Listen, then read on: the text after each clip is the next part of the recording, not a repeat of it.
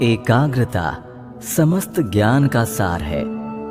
उसके बिना कुछ नहीं किया जा सकता। साधारण मनुष्य अपनी विचार शक्ति का 90% अंश व्यर्थ नष्ट कर देता है और इसलिए वो निरंतर भारी भूलें करता रहता है। प्रशिक्षित मनुष्य अथवा मन कभी कोई भूल नहीं करता।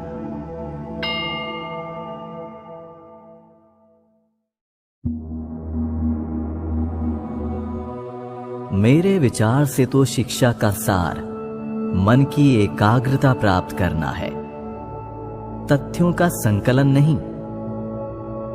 यदि मुझे फिर से अपनी शिक्षा आरंभ करनी हो और इसमें मेरा वश चले, तो मैं तथ्यों का अध्ययन कदापि न करूं। मैं मन की एकाग्रता और अनासक्ति का सामर्थ्य बढ़ाता और उपकरण के पूर्णतया तैयार होने पर उससे इच्छानुसार तथ्यों का संकलन करता।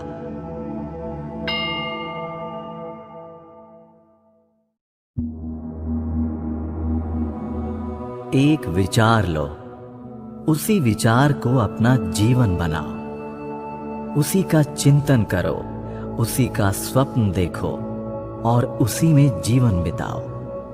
तुम्हारा मस्तिष्क, स्नायु, शरीर के सर्वांग उसी के विचार से पूर्ण रहें। दूसरे सारे विचार छोड़ दो। यही सिद्ध होने का उपाय है और इसी उपाय से बड़े बड़े धर्मवीरों की उत्पत्ति हुई है। शेष सब तो बातें करने वाले मशीन मात्र हैं। यदि हम सचमुच स्वयं कृतार्थ होना और दूसरों का उद्धार करना चाहें, तो हमें गहराई तक जाना होगा।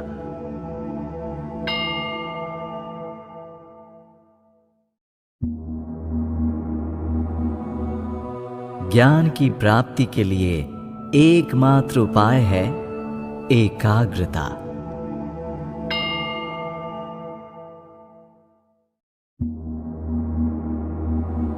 किसी भी प्रकार के कार्य में सारी सफलता इसी एकाग्रता का परिणाम है।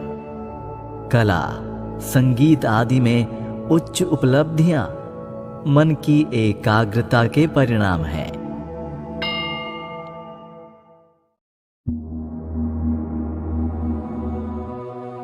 जिस काम में जितनी अधिक एकाग्रता होगी, वो कार्य उतने ही अधिक अच्छे प्रकार से संपन्न होगा। द्वार के निकट जाकर बुलाने से या खटखटाने से जैसे द्वार खुल जाता है, उसी भांति केवल इस उपाय से ही प्रकृति के भंडार का द्वार खुलकर विश्व में प्रकाश धारा प्रवाहित होती है। राजयोग में केवल इसी विषय की आलोचना है। अपनी वर्तमान शारीरिक अवस्था में हम बड़े ही अन्यमनस्क हो रहे हैं। हमारा मन इस समय सैकड़ों ओर दौड़कर अपना शक्ति क्षय कर रहा है। जब कभी मैं व्यर्थ की सब चिंताओं को छोड़कर ज्ञान लाभ के उद्देश्य से मन को स्थिर करने की चेष्टा करता हूं, तब न जाने कहां से मस्तिष्क में हजारों बाधाएं आ जाती हैं। हजारों चिंताएं मन में एक संग आकर उसको चंचल कर देती हैं। किस प्रकार से इन सब का नियंत्रण कर मन को वशीभूत किया जाए, यही राजयोग का एकमात्र आलोच्य विषय है।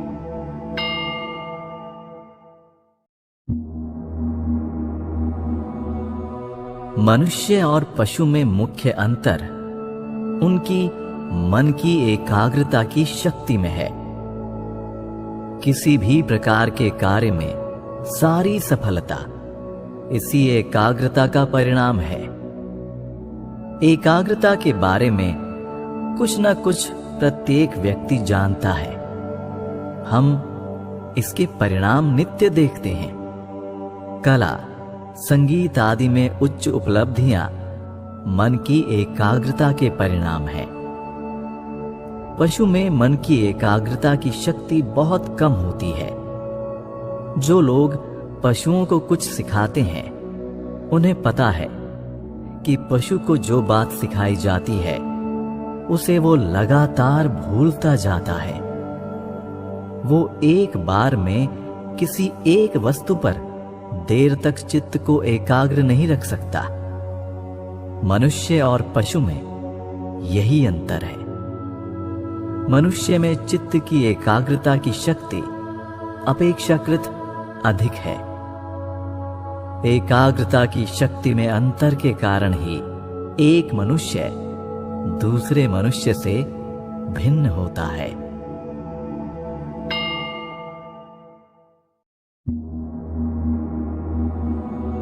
हम लोगों के लिए ज्ञान लाभ का केवल एक ही उपाय है। निम्नतम मनुष्य से लेकर सर्वोच्च योगी तक को उसी उपाय का अवलंबन करना पड़ता है। ये उपाय है एकाग्रता। रसायनविद जब अपनी प्रयोगशाला में काम करते हैं, तब वे अपने मन की सारी शक्ति को एकत्र कर लेते हैं, केंद्रीभूत कर लेते हैं, और उस केंद्रभूत शक्ति का मूल पदार्थों के ऊपर प्रयोग करते ही वे सब विश्लेषित हो जाते हैं, और इस प्रकार वे उनका ज्ञान लाभ करने में समर्थ होते हैं। ज्योतिर्विद भी अपनी समग्र मन शक्ति को एकीभूत कर, केंद्रीभूत कर, दूरवीक्षण यंत्र के माध्यम से वस्तु के ऊपर प्रयोग करते हैं, जिससे घूमने वाले तारे और ग्रहमंडल उनके निकट अपने रहस्य उद्घाटित करते हैं। चाहे विद्वान अध्यापक हो, चाहे मेधावी छात्र हो, चाहे अन्य कोई भी हो, यदि वो किसी विषय को जानने की चेष्टा कर रहा है तो उसको उपर्युक्त प्रथा से ही काम लेना पड़ेगा। ये एकाग्रता जितनी अधिक होगी, उतना ही अधिक मनुष्य ज्ञान लाभ करेंगे।